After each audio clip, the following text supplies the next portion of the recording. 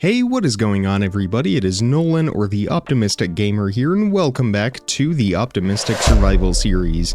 Today we are back at our zoo, and we are going to be working on our aviary, the large glass dome building that will house all of our different birds. I have already gone and gathered all of the materials that we are going to be using, at least most of them.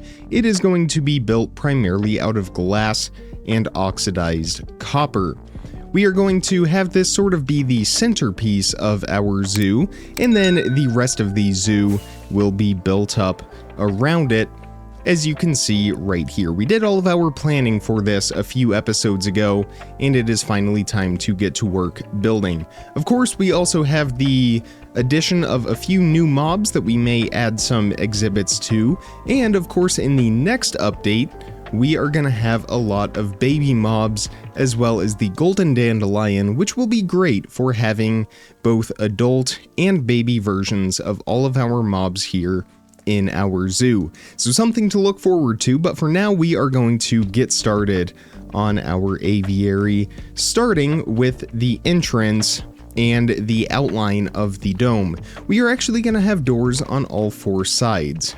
Of course, we still need to clear the path on this side, that side, and this side, but we will have doors on all four sides, and then we will have some greenery around the dome and some vines that climb all the way up to the top. It is going to be really neat. I've already designed this in creative mode, and I am very excited about how it turned out. So again, we are just going to start by laying this out. And we are just going to do the arch shape that is going to go up and across, and then we will do it on that side as well. So we will have this plus shape, and that will give us the overall outline of this. We are going to need to make some slabs as well. The dome itself is probably about 20 to 25 blocks tall. It is not incredibly tall, but it does give us some pretty good height. Not taller than the edge of the mountain over here, but it will certainly blend quite nicely, but also make a focal point for the rest of the zoo. And this will be the top layer up here, and it will extend in both directions as well, again giving us that plus shape. And then we are going to have another pillar, a support pillar of our copper that goes up in the middle of each half circle section. So now that side is done as well, so if we fly down here, we can see that curvature and that nice dome that we are going to have at the top of this. It doesn't look super round right now. Once we get the glass into place and a few more supports that will be going around, it will definitely begin to take shape. And there we go, all four of those supports are finished now, and then we are going to extend our slabs out a little bit here at the top to really round off the very top part of this. So that is going to give us a very good start, and again, that general outline for the entire dome. We're going to have four more pillars similar to these going in between each one here at the corners, and then we will go back in with our glass and we will add a few more copper blocks that go all the way around. That way it breaks up the glass a little bit and makes it look a little bit more supported. Actually, to make things easier for us, we might go in and add those circles right now. It will be a little bit easier to line up those pillars here on the side. They are a little bit of a funky shape since each time we go up and diagonal, we also have to go in a block, so they will connect like that.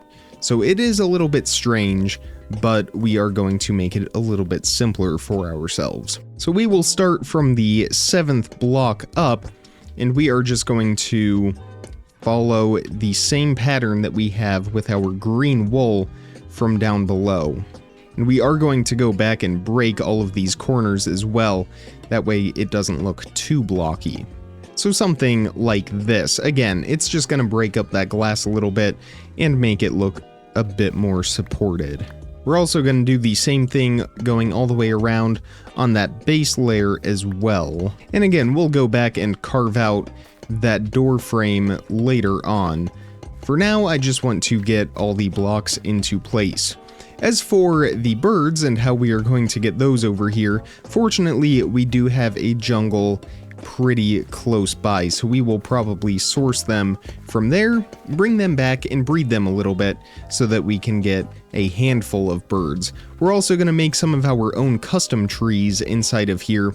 We might plant 1 or 2 jungle trees, but I think having our own custom ones would look a lot nicer. Alright, that is the first layer of that all finished. We are going to do one more circle once again right above that, the same size, but you can see it kind of frames out where the glass is going to go. And right here is where we are going to have our side pillars that will go all the way to the top. We are actually going to need a lot more cut copper than what we have right here. As long as it isn't waxed, we can use any stage of cut copper. I just want to make sure that we get that nice green hue on there, as it will blend nicely with the rest of the landscape. But let's take a peek at what we have. It looks like we do have a lot of waxed oxidized copper, which is excellent.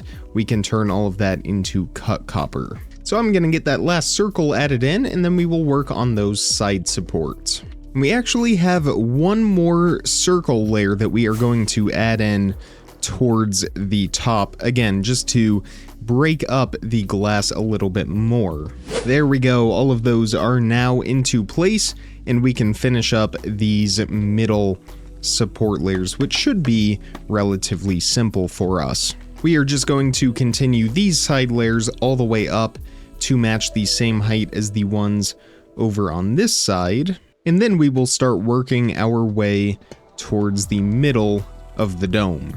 And again, these supporting pillars are a bit more technical just because of the way that we have to place them. They connect diagonally and they also extend up diagonally as well, but it makes for a very interesting looking design.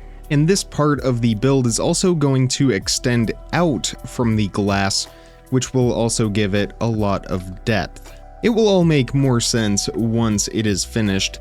We are getting very, very close at this point. And there we go, it is all finished, at least the outline of it. So now we are going to go in and we are going to add some glass. We are also going to put some slabs on the outside of some of these rings to, again, give it even more depth. It is going to look really, really great once it is all finished, and then we will go in and do some landscaping on the outside, and then we will need to figure out how we want it to be laid out on the inside. I'm thinking sort of a similar ring path in the middle, and we could have a big tree in the middle as well as a few smaller ones around the outside. But we will get to that momentarily. For now, we are going to do the glass. I made, hopefully, what is enough glass, although I'm getting a little worried now after the amount of copper we used. So I may go throw some more into the smelting factory, although we might actually have some in the chest. I did spend a lot of time in the desert in the past couple days digging up a ton of sand, not only for glass, but also for TNT for when we go netherite mining again. But we do have a lot of glass in there, so we should be fine. So the glass on the bottom layer is very, very straightforward. It's just going to be filled in from top to bottom between these two rings, and we are going to, again, have a doorway right here in the front, and we are going to outline it with that copper just like this. But then we are just going to fill all of it in with our glass, and we are going to do the same thing on that second layer. Once we get above it is where it gets a little bit tricky, but we will figure that out. So the base layer is finished now. We've already gone through about 5 stacks of glass, so it is a good thing we have all of that extra, and we are going to fill in this second layer up here as well. Although to make things a little bit easier for us and give us a platform to stand on, we are going to add in those slabs right now. And these are just going to outline that circle layer. Alright, that is all finished now. We have the glass going around on both of those bottom layers, and we can start working on this upper section. But again, to make things easier for us, we are going to add in the row of slabs again, and it looks like we're going to need to make a few more real quick. Not a problem at all. And again, these slabs are just going to add even more depth to it. So on top of these supports kind of sticking out from the glass up here towards the top, we are also going to have these slabs that go all the way around. And then I think we'll throw in one more stair in front of each of these supports just to add a little bit more curve. And then we will start adding in our glass.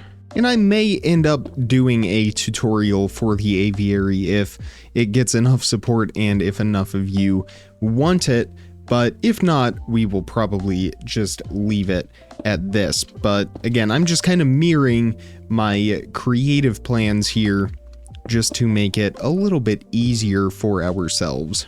And I am going to get some temporary blocks, probably just some dirt, since we are going diagonal. We do have a silk pickaxe, but I would rather not. I think we'll just use stone. That should do.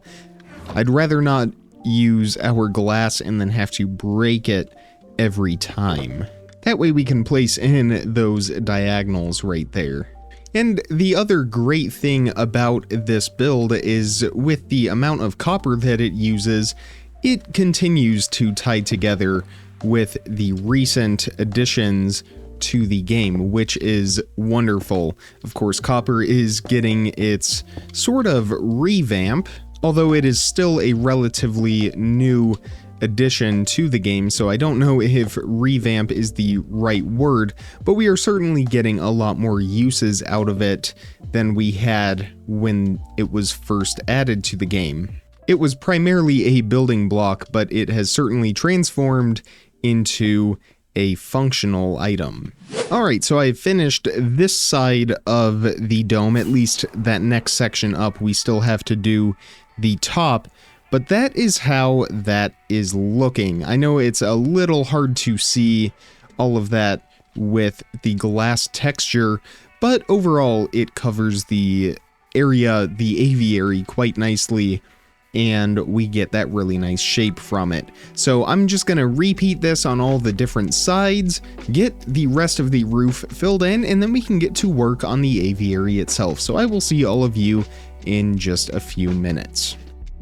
Welcome back everyone, the dome of our aviary is all finished, so now it is time to add some landscaping on the outside so that it kind of camouflages our aviary. I know we kind of want it to stand out a little bit, but we still want it to blend in with the rest of the zoo, and we don't want it to just all be glass because there is quite a bit of glass surrounding this. So to do that, we are going to plant a lot of flora going all the way around the aviary, including some bamboo, some vines, leaves that will climb all the way to the top, and other flowers and things like that. So we are going to head over to our storage area and we are going to pick out a handful of different plants. I did count each quadrant, each side of the circle has about one stack of dirt that we can place blocks on. So we will need a good handful, I'm thinking maybe 8 different items, and we will need a half stack of each of those items, and we will plant 8 in each quadrant. So we are going to need some flowers. I definitely want to do pitcher plants and torch flowers. I also want to do some cactus flowers. We are going to need a few more of those, but I think those would look really nice. I also want to do some wildflowers, maybe even a little bit of leaf litter. We will probably need to take our shears out and go find some ferns and some bushes. We may even need to explore some unloaded chunks in order to get those, but again, we will need some bamboo as well. I think we will also go for some flowering azalea leaves, and for our vines, we will go with jungle leaves, which we will also need to get a handful of. It looks like we have another shulker box with a bunch of flowers in here from our path landscaping, which we can use as well, so that will be great. We will do some lilacs, we will do some rose bushes as well. I think the red would look really nice in there. I don't really want to do anything that is blue or purple since we already have the pitcher plants, the cactus flowers, and I would also like to have some of the hanging flowers that we can find in the lush caves. I forget the name of those, but once I see them, I will remember. We might also do some drip leaves as well. I think that could look pretty nice with everything, and maybe a mushroom or two, but I'm not 100% sure on those yet. That is a good start for us, so I'm gonna see if we can find some of those flowers. I think they are just the azalea flowers.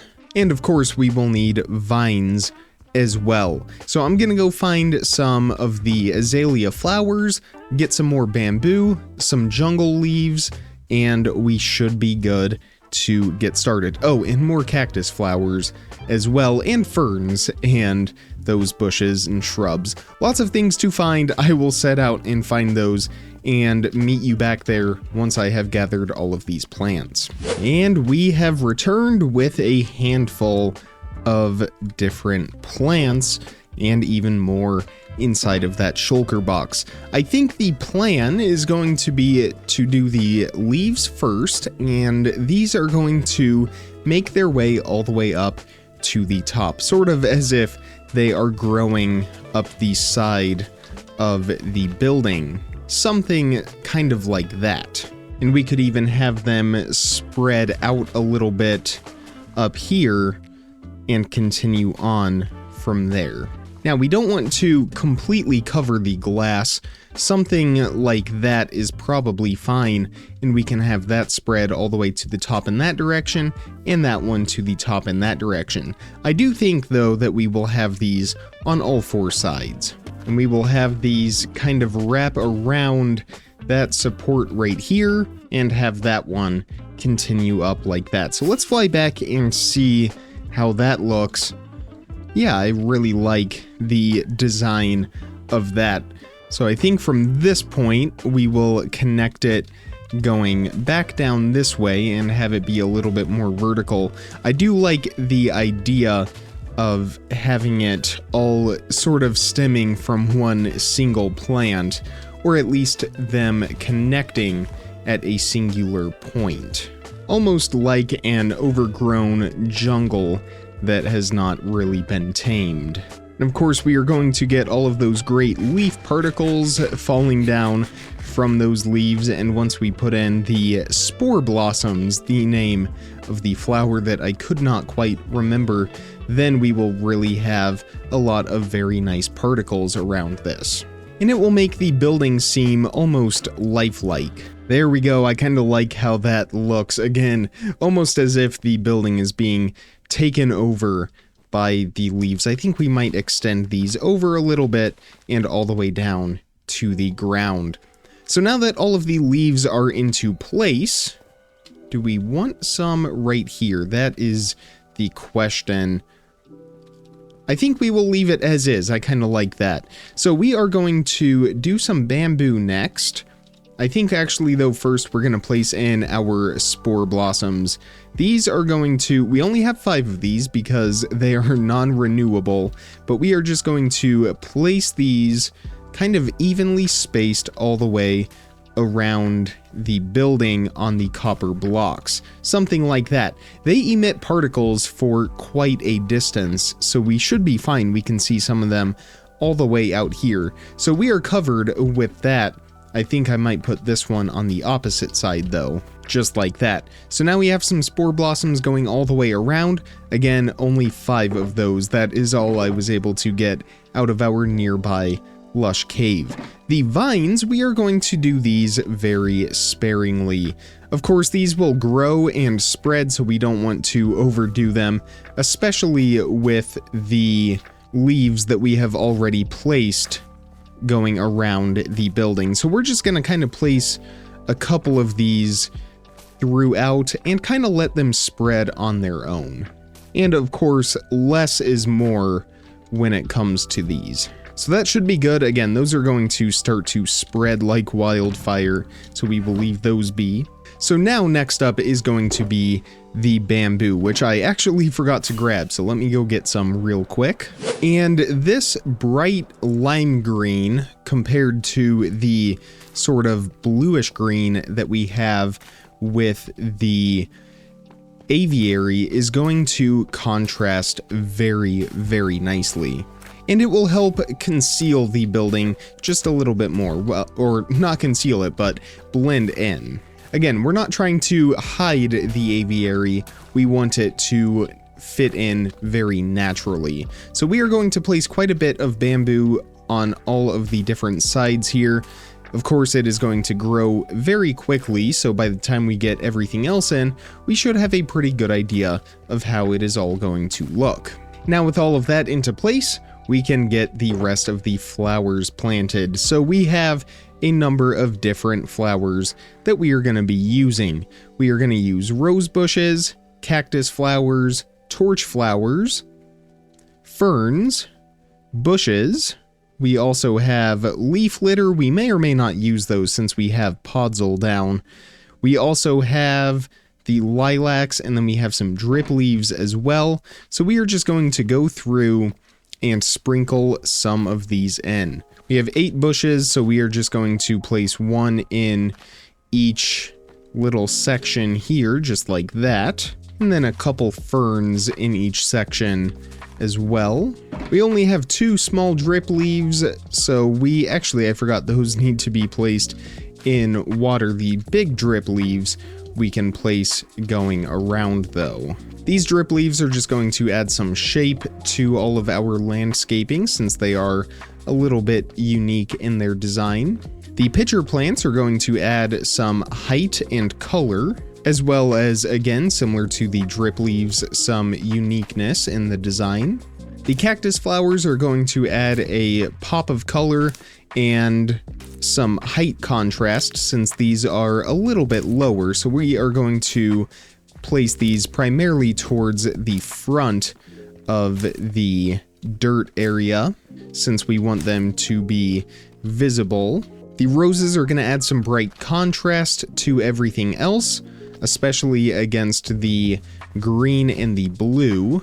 We want to be careful with these that we don't overdo them though, otherwise they can distract from everything else. So I think that will probably be fine.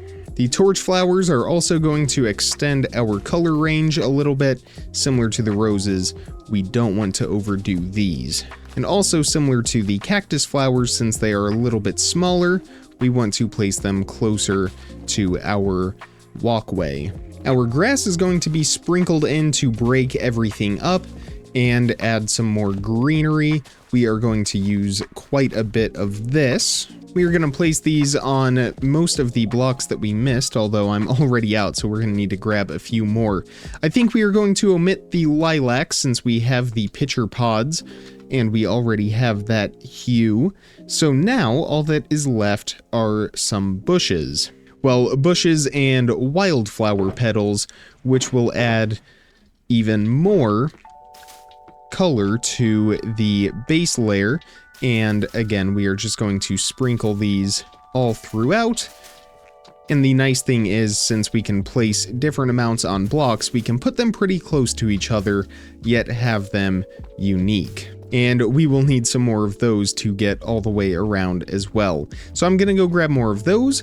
We are going to get some more grass, and I will get some more oak leaves, or just grab some oak leaves, and we might use the flowering azalea. We'll go ahead and place some of these in, and then we will use azalea leaves to finish the bushes, since we don't want to overdo the flowering azalea leaves.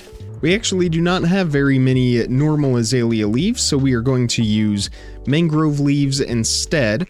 Before we finish that, we are going to place a few more of the wildflower petals. There we go, and we are going to get a little bit more of the grass put in, since I think we only got about halfway with it. There we go, and now all of the blocks that we have left, we are going to cover those up with mangrove leaves to finish the bushes. We may even add a little bit of vertical height in some spaces where we deem necessary. So I'm going to go around and finish all of this up, and then I will show you how it looks once we are done. Alright, that is all finished. The bamboo is still growing, but that is definitely a very, very nice look for our aviary. As those vines begin to spread, they will really fill in across all of that glass and make for a really, really nice design. So now we are going to work on the path on the inside of this, and then I think we will just follow this exact same pattern on the inside. Also, I've decided that we are only going to do one doorway. That way we don't have any issues with the birds escaping. We can just have a single airlock, 2 sets of doors, and we don't have to worry about the birds. So I think we will definitely have a nice big tree here in the middle, so we will leave that as a grass path or as a grass area. And then we will have a circular path going around. And then similar to the outside of the area, we will have a bunch of vegetation and some smaller trees towards the sides. We could even have a couple of paths that kind of just extend out to the edge and then end with some vegetation. That way you can really get close to the birds and see all of them if they are hanging out a little bit farther away. And then of course we will just connect our original path back up right here. And now we can go in and fill in that path. So I'm going to do that. I'm going to build up a nice big tree, plant some smaller trees around the edge, do some more vegetation with that, and I will meet up with all of you once that is finished, and we will call it there for the episode. I will see all of you folks really soon. And there we have it, our finished aviary. I know from the outside we can't really see much of what is going on because of how many leaves are on the inside, but I did get the airlock put into place, so now we can enter and exit safely. If the birds do escape through the first set of doors, we can make sure that they get back inside before we exit. I'm especially excited to see how this looks once the sun goes down, because I planted a lot of glowberries and placed some lanterns down inside as well in an effort to light up the inside of our aviary. But here it is, a very lush environment, a very bright green environment, and one that hopefully the birds will love. Again, we have these paths that kind of extend in each direction, giving us more of a vantage point up into the canopy where the birds may hang out. Of course, we are 100% free of cocoa beans in here. We don't want the birds to get sick. So I'm gonna wait for the sun to go down. We will check out what it looks like at night, because I am very excited to see how that looks. I may also go grab some bone meal so we can add some glowberries onto all of these vines. Alright, it is nighttime now, and we have the aviary all lit up. We are standing from a distance, hopefully far enough away from that creeper over there, to take this in without being bombarded by mobs. But why don't we fly over? It is all lit up inside, nice and safe, and we can check this out and see how it looks. I absolutely love the way that it turned out. We've got a lot of great particles from the spore blossoms and the leaves, all of those falling down. Of course, we have all of our glowberries illuminating the canopy, and I did place some lanterns down throughout the path area as well as inside of the tree roots. That way we illuminate the entire build. And from a distance, it definitely looks really, really neat. I'm super happy with how that turned out. I'm going to take our parrot friend and a few more over there and begin populating our aviary. But for now, if you enjoyed today's episode, definitely hit that thumbs up button and make sure you are subscribed so you don't miss out on content as soon as I publish it. If you want to take your support to the next level, consider becoming a channel member today. All of the details are in the description for that as well. But with all of that being said, comment, like, subscribe, remember to stay optimistic, and I will see all of you in the next video. Thank you so much for watching, everybody. Bye!